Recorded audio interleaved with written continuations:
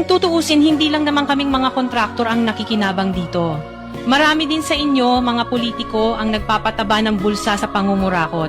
Ang totoo, may hati-hati yan mula sa pinakamataas hanggang sa mga nasa gilid lang ng sistema.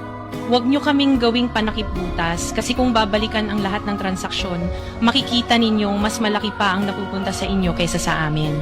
Lahat tayo alam ang laro, pero pag nahuhuli, kami lang ang tinuturo at pinarurusahan. Kaya wag ninyong ipakita sa publiko na malinis kayo dahil sa bawat proyekto may kapalit na porsyento para sa inyong mga opisina. Ang sistema mismo ang nagtutulak sa amin na sumunod kung hindi kami papayag, wala kaming makukuhang proyekto. Pero sa likod niyan, kayo rin ang pinakaunang nagdidikta kung magkano ang dapat itabi para sa inyo.